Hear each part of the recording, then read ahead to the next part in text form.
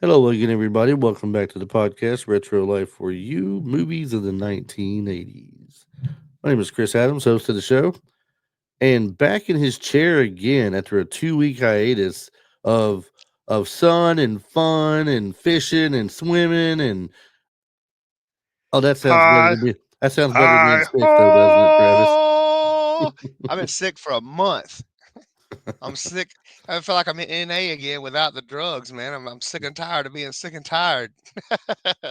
I know it's rough. I went through a little bit of the same in what you had, not quite as bad though. Yeah, if you Here we remember go. that. So yeah, I I'm know. So already coughing into the mic. just reach for the mute buttons. All you got to do, reach for that mute That's button. right. Heck yeah. Uh, I'll be the same Yeah, way it's at been some something point. major going around this month. Yeah, we haven't been able to put our finger on it here locally. What it is?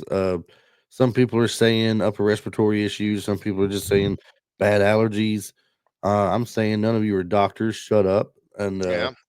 I'm saying whatever. it's a combination of both, man. There's a lot of cases of they found a walking pneumonia going around, and my sinuses go bananas at season change anyway.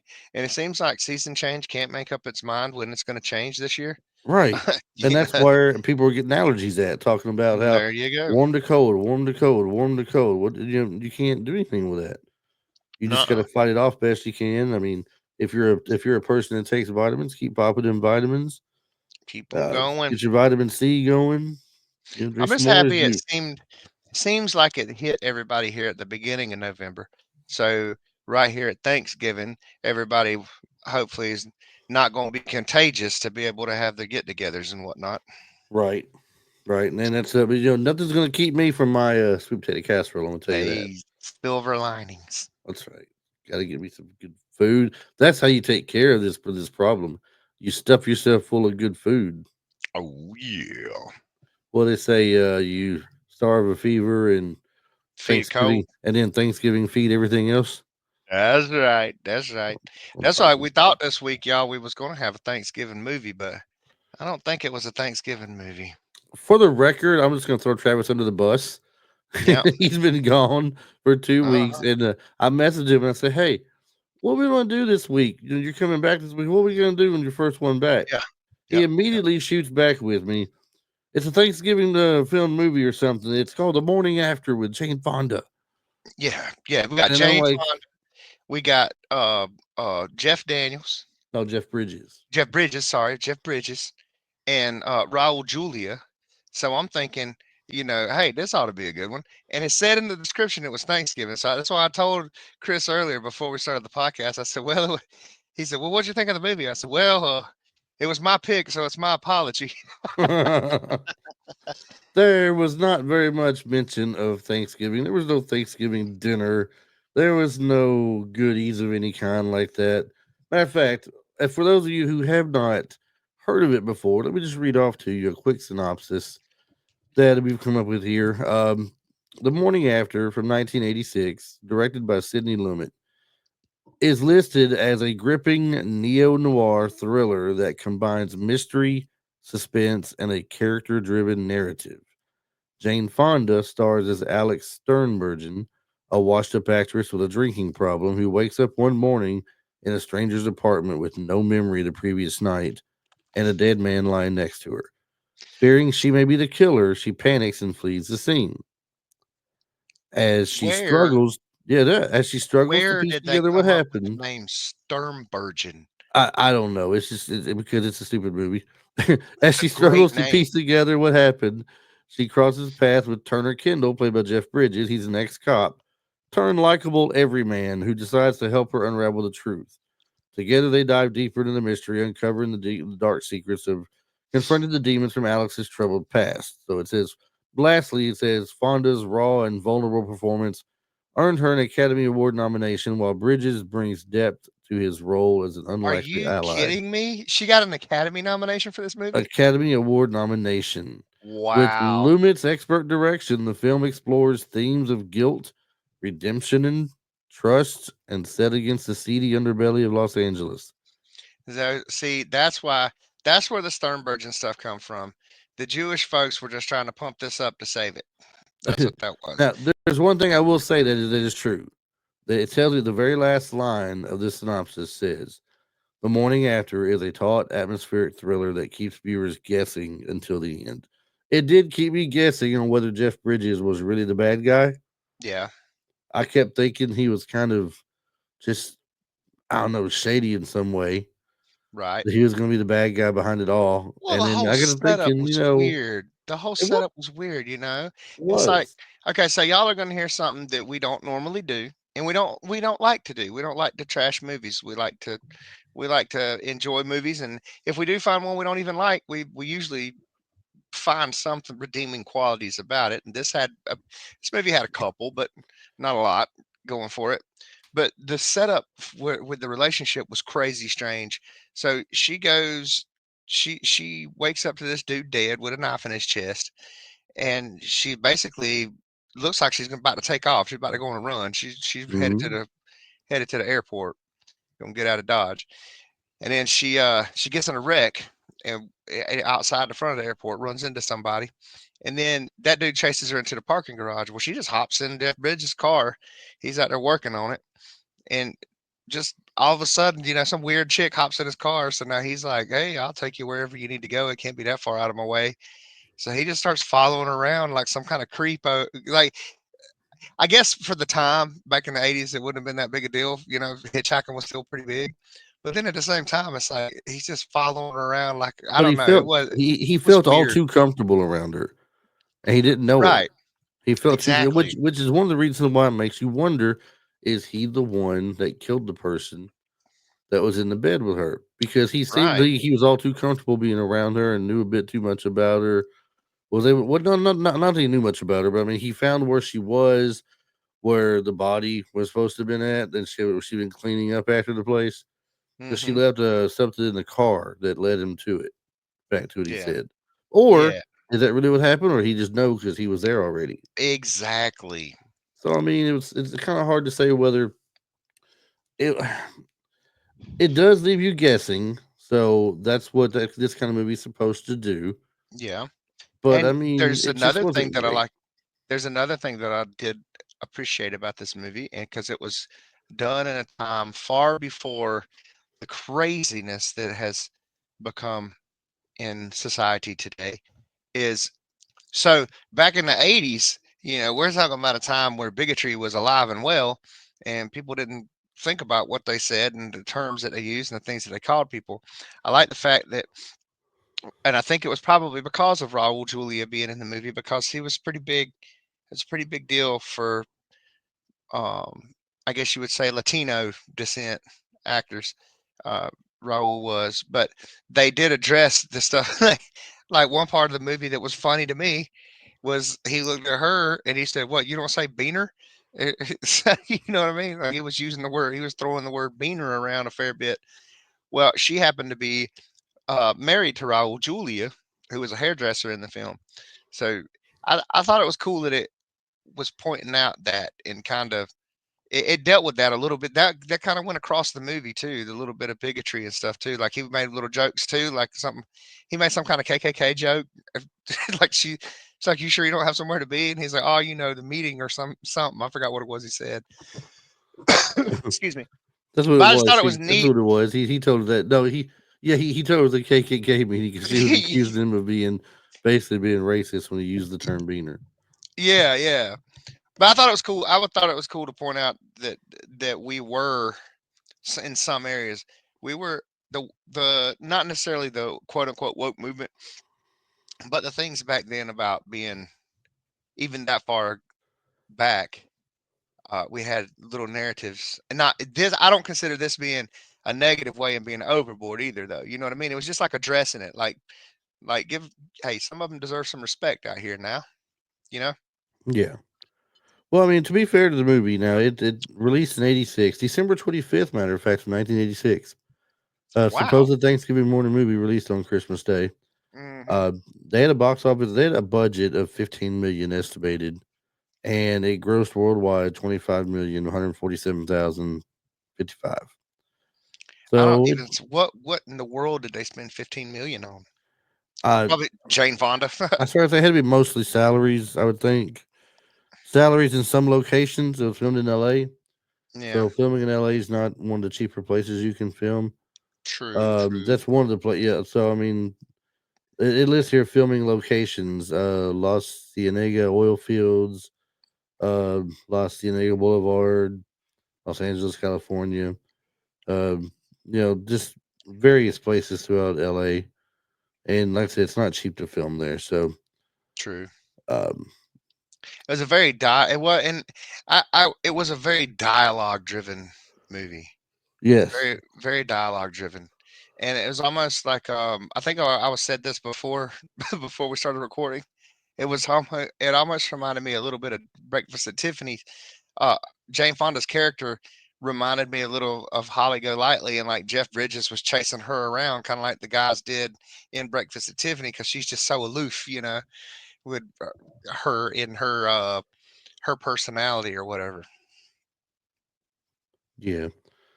Um, let's go ahead and jump into the crew here, the cast, and make mention of some of them here. We got, of course, Jane Fonda, who at the time in that time frame was still kind of big. I mean, she had been in things like what 9 to 5.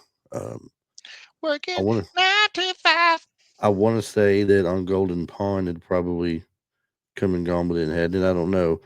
She was in Barbarella. I remember that she was in that. It was funny. I was watching this and like nothing against Jane Fonda. I enjoyed most of the what I've seen her in. I enjoy her as an actress, especially Grace and Frankie. But it's like I was watching this. I was like, Jane, she's considered to be one of the all-time beauties in Hollywood and all. But like, how long has she been old? It's like she's had the lines in her face for a while. It seems like. Now you know what is kind of cool to mention. We have to do throwbacks sometimes in the movies here when we talk about them. She was in the original Fun with Dick and Jane. Oh, You cool. know, the one with Mr. Comedian here, Carrey, Jim Carrey. That was a remake they had made. Yeah, yeah, yeah, yeah. So she was in the original of that. But getting closer up to our time frame in the 80s, she was in the China Syndrome in 79, the Electric Horseman in 79. I think it was with Robert Redford, if I'm not mistaken. Okay. 9 to 5 in 80, on Golden Pond in 81, like I mentioned. Hmm. Um, gosh, the doll maker a TV movie. She appeared. There was a 9 to 5 TV series in '82, and she appeared in one episode. I Okay. guess it's a cameo kind of thing. Agnes of God in '85, The Morning After in '86, which we're talking about now, and let's see, an uncredited part in Leonard Part 6. Um, the Old Gringo in '89, and that was pretty much it for the '80s. So Yeah, that's what kind of is strange to me. I feel like Jane Fonda is a phenomenon. It's probably the workout tapes. that's the thing when she's standing. That's why people really, really knew her so much. I think a lot of she was out. She's been out since the '60s. Okay, but to come out with those things that she did, those workout tapes, that really kind of put her out there for the world to see a I lot. I feel like think. that's her true claim to fame because I mean, when I think about her movies, Barbarella, 9 to 5, Yeah, and Grace and Frankie is new. I tell you what, my favorite movie of hers is, and I would have thought it'd been 9 to 5, but it's not 9 to 5. I just got a reminder of a movie that she was in that I'd seen and really liked. Yeah. It's called Georgia Rule. Okay. Have you seen Georgia Rule? Is it a football movie? No. Look, you made me No. watch Steel Okay. Magnolias. I'm gonna make you watch Georgia Rule. Okay. Georgia Rule is a 2007 film, so it's outside of our realm of doing on the show on the podcast here we do. Mm-hmm. But if you want to see something that's kind of fun, Georgia Rule. yeah, it's kind of fun. It's got her. It's got oh Felicity Huffman. uh, Lindsay Lohan and Felicity Mhm. Huffman. Okay. So Lindsay Lohan is the granddaughter to Jane Fonda, and she's staying with her, I guess, to try and straighten her out a little bit. You could say. Okay. Oh, it's got old Garrett Hedlund in it. I like old Garrett Hedlund. So yeah, it Uh, was. Dermot Mulroney. Carrie Ewells is in it. Uh-oh. Yeah, yeah. Hector The un- Elizondo. you realize that unlike other Robin Hoods, he can speak with an English accent. That is correct. So I think you'll I think like I'm this gonna though. check that out. I I believe I might. I think you'll like it. Honestly, do. So just make sure you do watch it. So moving on to the next person, Mr. Jeff Bridges. He's from a family Mhm. of actors. We know this. Bo Mhm. Bridges, which I believe was his brother, wasn't it? Bo. Yeah. Yeah, Bo Bridges is the brother, and the father is Lloyd Bridges, I believe. Okay. What's your Um, favorite Jeff Bridges movie? And if are you gonna say what was my favorite one and why is it The Big Lebowski? Is that what you're gonna say? if it's not the dude, you can't. Yeah, the dude It's, aside, it's not Big Lebowski. No. the dude abides.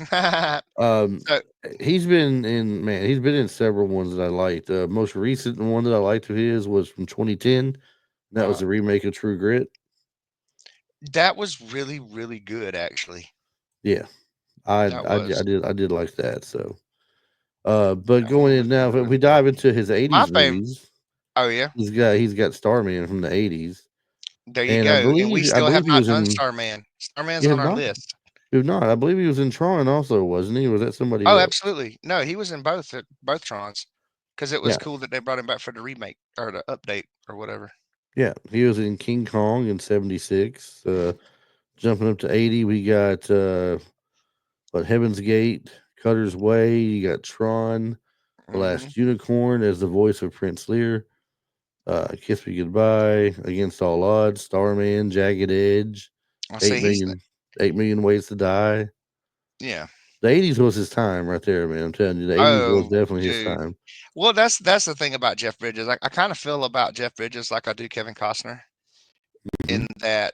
in that there's something about him that I kind of just don't like. Yeah, It may be the way he talks, but I've not seen one single solitary movie except for this one that was bad. But he still did a good job with what he had to work with. But you know what I mean? Like he's good in everything he does. yeah. And then to top off the '80s, to finish the '80s, he was in the Fabulous Baker Boys. Hmm. Um, kickstarting the '90s though, um, he was in Texasville, which I don't remember, but right after that was The Fisher King. The Fisher And King, The yeah, Vanishing was awesome. I thought. the Vanishing was good. Blown Away was pretty good. Yep. So And then he did he's had a really Simpatico. good career. So one of my favorite newer ones that he did was the R.I.P.D. The R.I.P.D. Yeah, where they were like the police for for the spirits or whatever, like the rest in police department or something. It's like I it was s- a silly movie that came out in 2013, but it was actually a really cool movie. I don't know why it just sounds so familiar, but I can't really place it. I mean, I don't think that I've seen it, but I remember it being Yeah. talked about quite a bit. Actually, I think my favorite one, my favorite one of the newer of this millennium would be Seventh Son though. Seventh Son was awesome. Where they fight the witch or whatever. He finds a seventh son of a seventh son, and he's a Yeah, seventh son of a seventh son, which is also Metallica. I mean Metallica, Iron shoot Maiden, me in the face. Uh, yeah, Iron an Iron Maiden. Maiden record and Remember the song. song? Yeah, that's what I said. Record and song. Yeah, That's why I said shoot me in the face as soon as I said Metallica. Metallica. Iron Maiden, fool. Metallica back in that day, at that time, didn't have a cool song like that. Mm-mm. Not at that point, anyway. Nobody had a cooler mascot. What's his name? Eddie Eddie. was on every one of their albums in some form. Yep. Really weird looking thing too, but I mean, still cool at the same time. Yeah, he was like a That's the demon, See, like a that was the one demon thing zombie. about that's one thing you can say about albums like that and that genre of music back in that day. They had some wild album covers. Oh yeah, it was all about the album art. Yeah, That's like uh uh Guns N' Roses Appetite for Destruction. the cross with with all the faces on it, I believe is what it was for that particular album. No, there was a band album cover, and it had a Wow. robot ripping the girl's clothes off. She was like Yes. sitting, on the sidewalk, basically naked with her panties on, holding her hand across her breast, and the robot was standing there with her clothes in his hand. Yeah, I forgot about that one. You're right. Yep, that was banned for sale in the United States. My cousin had a copy of it though. Still have it. Oh yeah, I'm sure he does, packed up somewhere. That's probably a collector's thing. Oh, absolutely. People look for sometime. Um, moving on to the next person, we got Raul Julia. Raul Julia, that's my guy. Raul. Every time you say Raul, it sounds like you're Arnold Schwarzenegger Raul, saying his name. Raul, Raul. What does it sound like? Yeah, I used to Um, work. I always wanted to do a movie with Raul Julia. Raul Raul. Julia. Yeah, Raul. Uh, his movies in the 80s, I can't say are as impressive as the rest of them because none of them ring a bell to me so far that I'm looking at. But his first thing in Right. the 80s was a short called Ripe Strawberries, followed by One Hmm. from the Heart, Strong Medicine, The Escape Artist, Tempest, then some TV with the new show American Playhouse and Overdrawn into Memory Bank. And Hmm. then in 85, he finally is the first one that I've heard of, Kiss of the Spider Woman. Right. Compromising Positions in 85, TV series, miniseries, Mussolini, The Untold Story. Um, and 86, The Morning After. 87, The Alamo, 13 Days to Glory. And then really nothing else until you reach 90 that, oh, no, I'll take it back. There's Moon No, Over Parador, there's Tequila Tequila Sunrise, Sunrise. Presumed Innocent, Frankenstein. Well, Frankenstein Unbound is actually in 1990, and Yeah, Frankenstein Unbound is where I originally remembered. That's where I knew who he was. You know what I mean? Like I yeah. knew I had seen him before. Um, well, since I've never seen this movie, I can't say this is where I first knew him. For me, Raul Julia, from where I can say I remember him from the first movie I remember him from. I didn't Dun, really dun, dun, watch. dun. I didn't really watch Tequila Sunrise when it came Yeah, out. I watched Presume Innocent, but I don't remember hardly anything about it. yeah. Now the Rookie in 1990, Hmm. is that the Clint Eastwood movie? I think so. 'Cause I've seen the Rookie several times, but then the actual major one is gonna be 1991, and that's what you were doing a second ago. Yeah, The Adams Family. he was Gomez. But see, I had seen him. I know in Kiss of the Spider Woman, and I'm sure uh, the Alamo made for TV movie, and probably Tequila Sunrise. I watched that and any kind of western anything close to a western that he would have been in. I probably saw at my grandparents' house, and then like I said, Frankenstein Unbound is where I was like, hey, I know that guy. So that's where I started kind of like digging him. You know what I mean? Like no, and then of course in in '91 as Gomez Adam would be, hey, that's our And guy. And then he later went on to play M Bison. I was about to bring it up. He was in one of our favorite video game to big screen adaptations. Not the Yeah, best one to be done, but a fun yeah, one. but In we didn't Street Fighter. care. That's We right. don't care. We had Jean Claude Van Damme playing what was his character? He was Commander Guile, wasn't he? Guile. Let's see, Guile. But he didn't Jason have the M. Bison. hair. Nope, he didn't have the hair for it. But who do They you did think was the most Blanca. well done character from Street Fighter to from the arcade to the movie? Who was Oh, the best? Zangief. 100% Zangief. The dude that they Which had play Zangief no, he was which was awesome. Zangief again? Zangief is the big Russian that does the big tornado. Okay, Oh, yes. yeah, with the big hair on his For chest. me, it was Ming Na Wen doing Chun Li. Chun Li. Yeah, Chun Li was good. A lot of them were good, really. Um, Raul as in Bison was great. That we loved that, even though Bison was huge in the video game, like Yeah, muscular. That's what I was gonna say. The only thing we were really missing was Cammy and her G string. true, true. But yeah, Um, I thought Zangief was perfect. Well, for as far as the rest of the cast goes, I mean, I don't know a lot about Diane Salinger. She's the one who played the character Isabel Harding in the movie, who was the Mhm. love interest to the hairdresser Raul Julia, played a character named Yes. Joaquin Monero. And the rest of them, I just they don't really stand out to me. We got Richard Forengi, Something like something Jeffrey like that. Scott, Kathleen Wilhoit kind of sounds familiar. Yeah. I think she was in some other movies, but nothing major. I don't think. James Gypsy Hawk, Haake. I don't know that one. Now Bruce Valanche was the bartender. Now Bruce Valanche is a comedian. Okay. He's been in several little things, doing comedy spots here and there, but he's never was a big actor or anything. Got you. So I don't see anybody else that stands out to really bring up. So Diane Salinger was Penguin's mother in Batman Returns. Is that her big claim to fame? I don't think I would know her from. Man, I get to take a look at here. See, while I'm looking for some cool tidbits from it, since you picked this masterpiece, Yeah, man. um, go ahead and just kind of give the people, I guess, I don't want to say your final thought, but you normally this is the point where I'll ask you what was your favorite part in the movie or when did you first see the movie. Right. But I Yeah. like me, you first see it today. We've already Hmm. discussed. There's not really anything good we liked about it.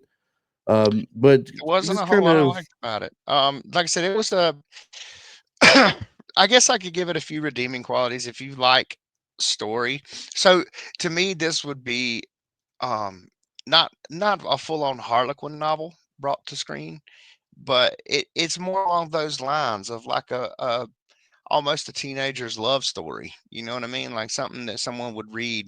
It's like a love novel with just this little hint of mystique thrown in it. She wakes up this dude. So the guy in question, the guy that gets killed, he's a photographer of bodybuilders, and he's in particular female bodybuilders. So they're like, oh, he's a pervert, this and that. Well, she's a struggling actress or washed up actress, basically, is what she says. And she wakes up and they see this dude with a knife in his chest. Well, she freaks out and starts, she calls for Raul Julia for advice, this and that. He's like, call the police and call your lawyer. Well, instead of doing that, she goes on a run, ends up meeting Jeff Bridges, goes back, and for some strange reason, goes in and cleans the apartment. She goes back and like wipes it down, washes everything, pulls up the bloody bed sheets. So she's freaking out. She doesn't want to get busted for it, and they got all yeah, this evidence against her in exactly. her house. It's like she's trying to cover up for something that she doesn't even know if she did or not. Right, because she was blackout drunk, so she could have done it and doesn't know now. But she has the So previous record that would be mhm, held against her if they found exactly, that there. exactly. So she has a little bit of a record of violence. So she ends up cleaning it up. Well, a cat ends up getting locked into this into a closet, and she's like, "Well, she never opened up that closet door, so how'd they get locked in there?" So she freaks out and leaves. And then Jeff Bridges is right in her face, like, "Hey, what are you doing?" It's like, you weirdo. So, I mean, in between those points, you know what I mean? There's a small amount of comedy that happens. It was just enough to keep me interested up to that point. And then it kind of drug on as far as being more of a love story. Jeff Bridges chasing after her. He goes in and I've met some women like this. It's funny too because it reminded me of my wife and peanut butter. But they go in and she has two tacos in the freezer and six open jars of mayonnaise in the refrigerator. She's like, I always feel like I'm running out. I used to go crazy because Tasha would buy peanut butter every time she went to the store. I'm like, baby, we got six jars of peanut butter in the. Like, why do you keep buying peanut I butter? mean, you can never have enough peanut butter, man. I'm with her on Right? that. You can As never long have as you enough peanut butter. her legit answer to me was, "As long as Listen. we Hold have on. peanut butter, we won't starve." See, I'm saying it's got protein, right, and everything. Peanut butter sandwiches, peanut butter and crackers. Uh, Man, Yeah, some Peanut butter people. and a nano sandwich. There you go. Some people even take celery. They put peanut butter, in the celery stalk and eat it. For So sure. Now I'll tell you what. Growing up, we ate peanut butter on a spoon. We just go in there and grab a big old I spoon of peanut butter that's and eat it like a like daggum look, sucker. like we still don't do it. Come on. Right. I mean, Well, come you on. know what? And to be honest with you, peanut butter is a healthy snack. The glycemic index on it isn't like perfect, but it's a complex starch or a complex I can't speak. It's a complex carbohydrate, which is better for people who have insulin resistance or And see, non-production. glad you brought that up because my doctor told me if I felt like I wanted something as a snack at night that was sweet, to go in there and look at the back of the jar of the peanut butter. It Yeah, tells you one serving is 2 tablespoons. yeah, He says get you 2 tablespoons of peanut butter. Just get you a tablespoon, get you a spoonful out, and there's you some right there. You eat straight from the spoon. You're snacking on it, and that's turn it. around and get you another one out. And if you want to eat it the same way or put it on a cracker or whatever you want to do, eat it. But just preferably more or less by itself, and it'd be a good healthy snack for me, and I would be fine. Absolutely. And I did that for the longest time. Absolutely. I used to have sugar-free chocolate syrup, and I would put sugar and have like a little Reese cup, put it in the refrigerator for a little bit or the freezer, let it get kind of cold and stiff, and Hmm. almost like a little melted Reese cup there. And who was it? George Washington Carver, man. There's 1,000 uses for peanuts. But anyway, Yeah, but it's like I think it could have been a good movie. So that's what I was going to say. Because I might ask my question to you would have been to change it up a little bit as far as how would you have saved the movie? Because I feel like it could have been a good movie. It had good dialogue. It had great actors. I mean, you've got proven actors in this in the top in the three main characters. So I feel like if it had a had a little more action and if it had a focused a little more on the investigation of the murder instead of yeah, call this guy and do this or do that. So had it been more of the murder mystery,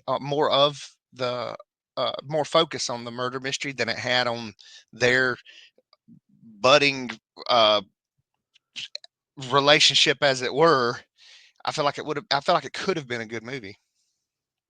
yep, yep. And the Okay, if fact you it was weird to me too that they said it was on they said it was Thanksgiving Day or the day after. it was the And day after Thanksgiving up to December 2nd. I noticed in the little tidbits here of oh, trivia. okay. And That but was the nobody time it was frame of like it. nobody was nobody was like it didn't seem like family time. There was no showing of it being any kind of festive. I feel like that would have added to it. If it had a if it had a leaned in more on it was done around the time of the holidays, you know what I mean? Or if it had made that more of a point inside of the movie, like, oh, well, what were you doing? You know, like, well, we're all alone, you know, so we're all dejected, lonely creatures here on, yeah, it would have lended a little more meat to a little more substance to the story as well. Well, at the beginning of the film, it says that one can see Jane Fonda is going past the Southwestern Bag Company, which is Hmm. still there, but not as brightly colored. She's walking Oh, is that the towards the big yellow building. building? I think so. It says she's walking towards the building that represented the police station at 635 Mateo Street, where law enforcement was actually based in the NBC TV series Hunter. Oh, wow. There's one of those little things. We're always talking about how the same high school or same area high schools were used in the 80s for a lot of those films there. Right. So here's one of them little tidbits. Also, this was used on the NBC TV series quite often. The movie TV series Hunter. You can see the Oh, same building. Um, the name of the television show seen at the start of the movie was Eye on LA, which I don't know mhm. why that was considered a tidbit. It's got 1980, but there must be a movie called Eye on LA in Uh, 1980. Now, you thought the name Alexandra Sternbergen was funny. Her yeah. stage name was Vivica von Lauren. Vivica von Lauren. I I like it. remember her. I remember her telling him that to begin with. That was her. Her stage name was Vivica von Yeah. Lauren. And they were So, grooming her to be the next whatever, and he was like, "Who?" And she goes, "Yeah, exactly." right. I thought that was no. I said the dialogue was good. I just didn't want it to be such a dialogue heavy movie. It, it would have been better if it wasn't, but Yeah, it is what it is, and that's what we got. Um, you there's can't not a win them whole all. lot of there's really not a lot of interesting things about. Usually you'll find some fun things in the trivia Hmm. pertaining to the movie, but I mean, Yeah, only that she was I, drunk in several scenes. legit drunk. She said she was legit drunk in The several movie was scenes. so bad, I legitimately got trashed for Right. for the So scene. look, she was the one started, and it was so bad she couldn't even stand it without being drunk. Right. Right. I feel like maybe we should have been drunk to talk about it, so we would have got equal as effect as she did. The best Uh, thing in this movie was Jeff Bridges' 55 Bel Air. yeah, it was nice. It was an old beat up car, but it could have been something though. You could have made Yeah. something nice out of it. Well, he was trying to so he could sell it to the Beaners. That's a Right. quote from the movie, y'all. Quote Quote from the from the movie. movie. Quote direct quote from the movie. Jane Fonda's performance as Alex Sternbergen in this film was often likened and compared to her performance as Bree Daniels in her earlier film Clute.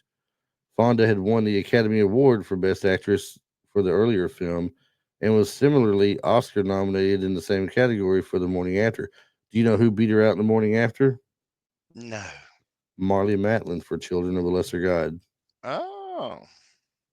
So probably well deserved for her. She played a good role in that movie.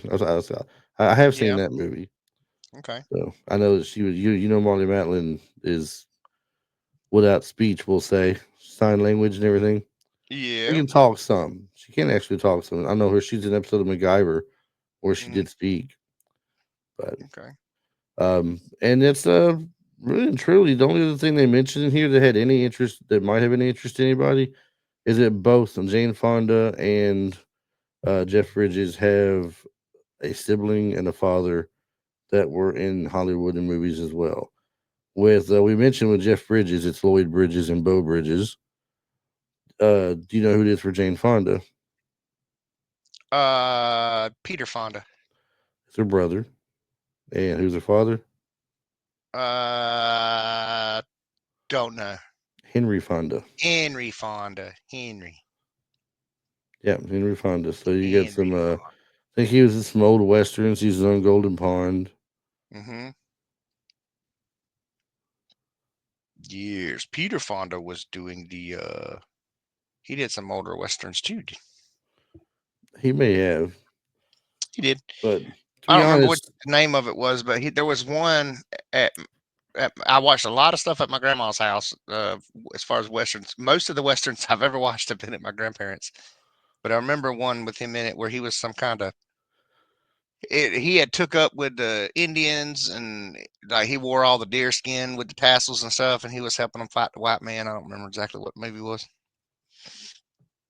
sounds almost like the Kevin Costner film. Dances with Wolves. Yeah, Yeah. sounds almost You like know that. what? I started watching his new one. He quit doing Yellowstone because uh, the schedule's uh, conflicted with the new one that he's doing. That the first installment of it is out now on Amazon Prime, and I can't. Prosperity, I think it's called. No, that's not right. But anyway, if you see a new one on Amazon Prime with Kevin Costner, it's pretty good. It's an old western too. I liked But him in Yellowstone. I really did. it took me a long time to watch Yellowstone, and I binged it this month while I was sick, and Well, I still I haven't I, watched all I the new really season. really liked it. I don't know. I watched all of the first four seasons for sure, but Yeah, I've starting the been all the fifth way through season, five. I haven't done much of the fifth season yet. So, Well, and see, I've I got cannot say friends. I'm going to watch it either. The prequel 1923 is coming back in its second season, and I Yeah, will be watching that. okay. Well, I got a lot of I've got a few rancher friends that I went to school with that live out that way nowadays in their adult life, and they feel about it kind of the same way I feel about Sons of Anarchy. So I never gave it a chance, and then I watched it, and I was like, you know what, this is truly. I feel like Yellowstone is an updated Dallas. Like if you ever watched Dallas with your parents, if you remember Dallas and the way it went, but it was more about oil tycoons and land, but it was about landowners and stuff too, though. Right. But yeah, I feel like it's an updated, grittier Dallas. No, Kevin Costner's new thing, by the way, is Horizon. Horizon, thank you. Yeah, yeah, Horizon. I've not It's given him a really look good. yet, but I will. I will say this, and then we're gonna start wrapping things up because there's not a whole lot about this movie really to talk about. Um, Tulsa King is the newest thing that's been out that I've gotten into pretty much. Um, as far as having from previous big name stars and such. So, Sylvester Stallone does a really good job in this TV series, playing the But role he yeah, plays and the stuff they've done. It's been great. yes, another one I hadn't checked out yet. Yep. If you haven't seen Tulsa yet, trust me, Travis, you will love it. Heck yeah. It's so. Well, let's go and start wrapping things up a little bit. Well, the final thoughts on the film. It's not one that I was crazy about, and No. we've told you guys before. We will tell you when we like something. We'll definitely tell you when we love it, and we'll also tell you when we don't like it at all. And this is not one that I will personally recommend. Mm-mm. Not even if you have an hour and a half to waste, in your life on a weekend. I Yeah, still say find something better to watch or watch something you've seen before and rewatch it again. I'm I'll not a agree with that. huge fan of Jane Fonda. I Yep. never was a big fan of any of the Bridges, to be honest with you. Yep. I mean, they're not bad, but I wouldn't. I'm not Lloyd gonna Bridges watch a and movie. I'm not gonna watch a movie just because they're in it. right. I They mean, don't have Lloyd that kind of Bridges in draw. Airplane that was good as Hmm. his character, and then of course Jeff Bridges has some good, like I said, some good movies in his time in Yeah. earlier years. I'm Yeah. not doubting him. He's just not one of my favorite people.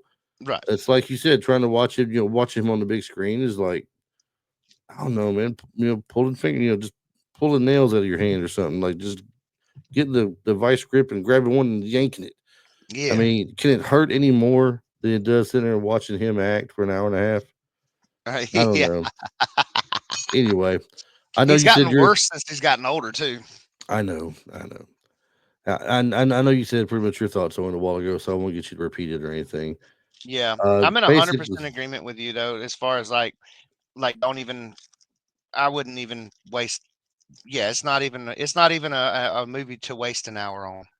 yeah, Yeah, there's definitely better out not. much better out there.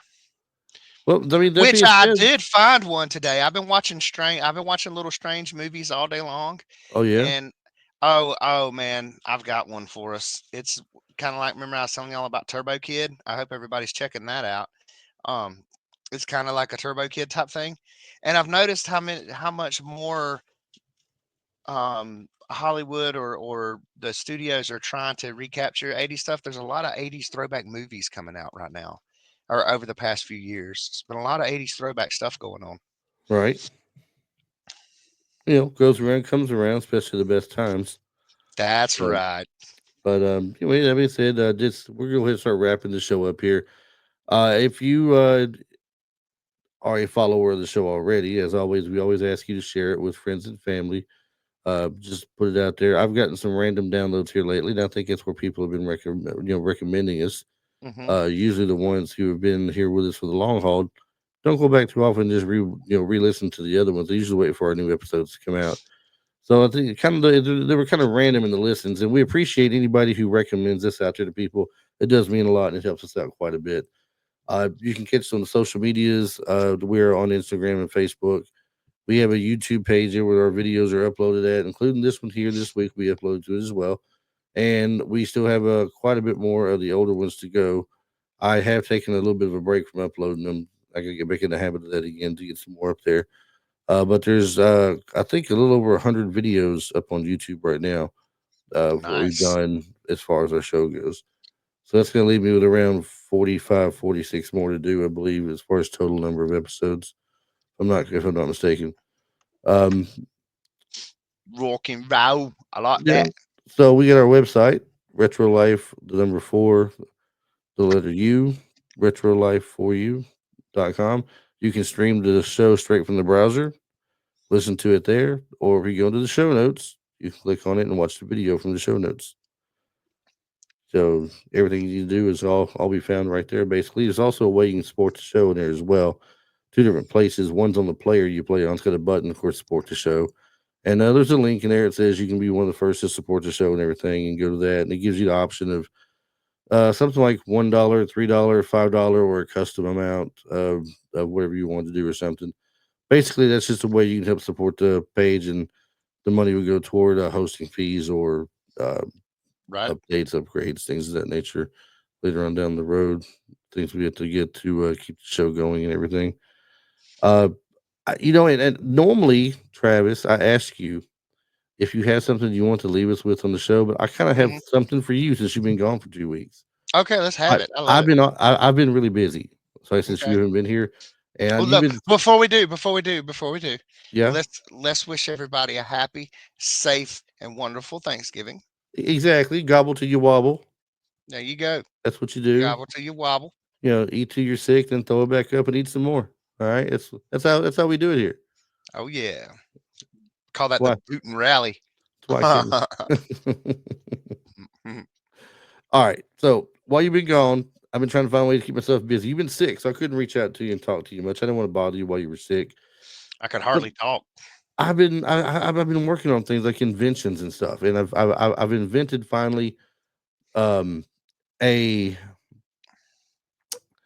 an air freshener, if you will, an air freshener that you control with your mind.